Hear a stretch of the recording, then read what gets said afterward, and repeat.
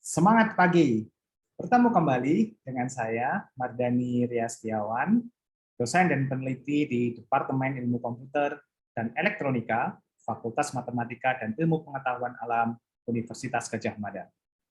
Pada bagian ini, saya akan membahas kembali mengenai aspek teknis dari Hadoop Distributed File System, atau kemudian kita kenal sebagai HDFS, sebagai teknologi utama dalam menjalankan proses big data, dan juga algoritma MapReduce yang memberikan cara bagaimana mengolah data yang sangat besar dengan cara yang efisien dan tentu saja bisa berjalan di atas Hadoop Distributed File System. Nah, rekan-rekan sekalian, seperti pada pembahasan kita di modul sebelumnya, bahwa dalam lapisan Big Data Engine, kita memiliki beberapa layer teknologi yang menyusun engine tersebut. Tentu rekan-rekan masih ingat dengan gambar di samping saya ini, yaitu Hadoop Ecosystem. Nah, yang ingin kita fokuskan pada pembahasan kali ini adalah pada bagian yang saya hubungkan dengan garis putus-putus warna kuning ini. Nah, kita akan membahas mengenai bagaimana cara kerja spesifiknya Hadoop Distributed File System sebagai sebuah file system yang bekerja dalam lingkungan big data. Kemudian ada komponen Cluster Resource Manager yang dia bertugas mengatur bagaimana node-node yang berhubungan atau bekerja sebagai satu kesatuan distributed file system itu bisa dijalankan dengan baik. Dan yang terakhir adalah algoritma data processing yang menggunakan algoritma MapReduce. Nah, rekan-rekan sekalian, HDFS atau Hadoop Distributed File System layaknya sebagai sebuah file system atau sebuah mungkin sistem operasi, maka dia bekerja dengan melibatkan banyak node. Maka di dalam arsitektur ini kita mengenal ada dua istilah node. Yang satu adalah name node, yang kedua adalah data node. Name node biasanya letaknya pada master node atau master computer atau master server yang dia bertugas mengatur semua distribusi pemrosesan big data. Nah, name node ini menjadi penting karena dia menjadi node yang bertugas untuk merecord, menyimpan metadata. Nah, metadata ini adalah informasi-informasi penting dari data yang distribusikan ke dalam data node. Nah, biasanya ketika nanti berjalan sebagai sebuah sistem yang terdistribusi, name node akan berhubungan dengan data node melalui tentu saja jaringan yang dibentuk, ya.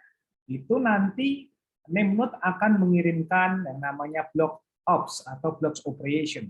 Nah, data node ini nanti akan berisi beberapa blok data yang berisi tentang data-data yang disebarkan oleh name node tadi. Nah, biasanya di dalam data node ini terbagi menjadi beberapa rak. Nah, yang menarik rekan-rekan sekalian, setiap data node nanti akan menerima ini dan kemudian dikoordinasi oleh name node untuk memproses ke proses berikutnya. Nah, tentu saja data node ada di dalam slave node atau di dalam slave server atau server-server bantu yang membantu master tadi. Nah, rekan-rekan sekalian, logika nanti bagaimana Hadoop Distributed File System itu bekerja, sebenarnya kita memiliki cara dengan konsep distributed file system yang selama ini kita kenal. Jadi kita melibatkan beberapa server yang bekerja secara bersama-sama, dihubungkan dengan jaringan komputer, dan kemudian memproses dengan cara yang sudah ditentukan. Nah, kalau dengan model yang lama, dengan model yang local file system, yang hanya satu single node, ya maka semua komputasinya ada di situ. Tentu saja dengan cara itu kita bisa membayangkan dengan kemampuan kita punya distributed file system, tentu saja nanti pemrosesannya akan jauh lebih efisien dan lebih cepat.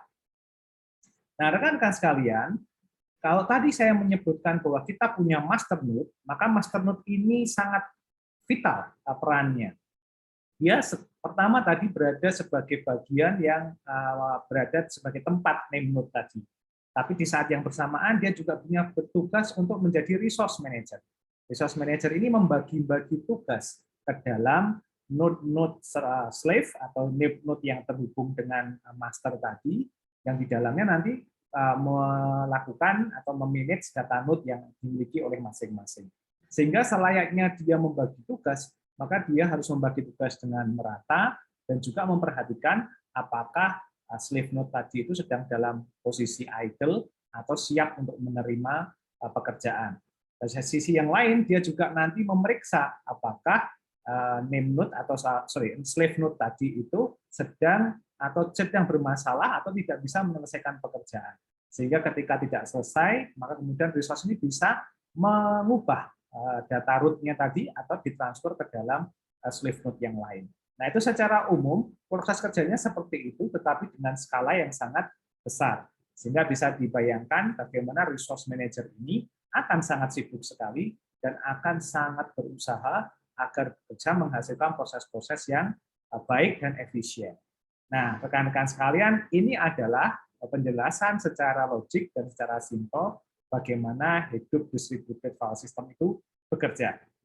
Kita akan bertemu di pembahasan topik berikutnya. Semangat inovasi!